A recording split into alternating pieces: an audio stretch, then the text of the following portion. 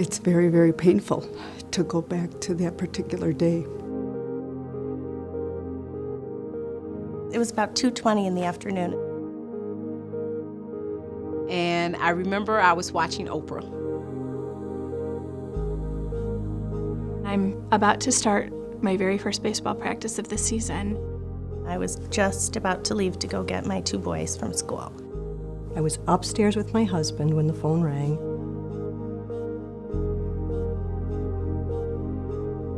And I answered the phone, and The doctor says, well, I have bad news for you.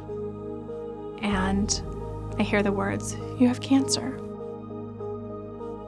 that was that phone call that changed our lives. It is cancer. Why my daughter? You have cancer.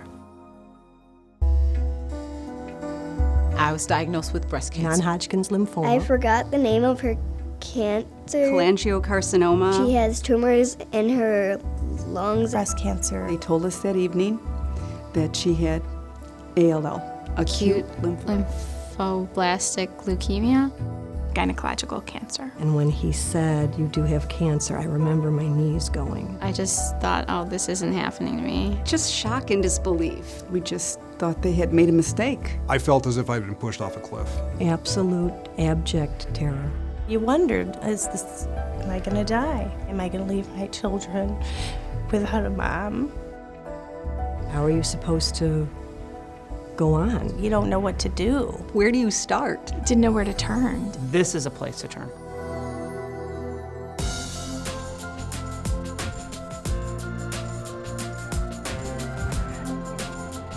LivingWell fits a void that is critical to curing and helping cancer patients.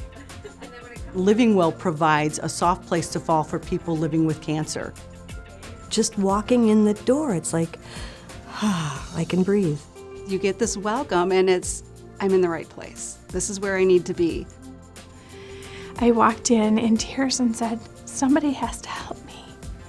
Somebody has to help me figure out how to tell these kids words that are going to change their life forever. The bad news is that you have this disease.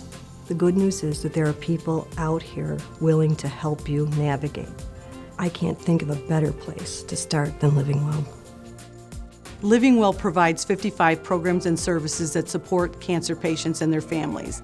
I knew that I wanted to talk to somebody, so I went and met with Missy. I do individual counseling, I do couples counseling, I run several support groups. After Tracy passed away, I was part of the Good Grief group, and that, to me, was one of the biggest parts of my healing. We did culinary comforts. They cook very healthy foods, explain how the foods are prepared. I called it our date night.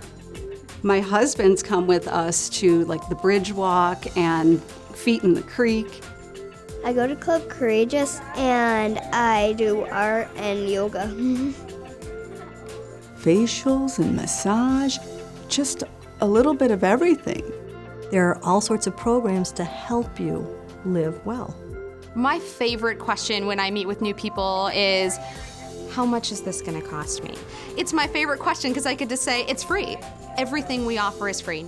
There's no charge to you. There's no hidden agenda. We outpaced 5-year projections that the board put in place in the first 18 months of opening our doors. We see about 180 new patients a week. More and more people are being diagnosed with cancer. They will be coming through our doors. With that, the need for more dollars becomes imperative.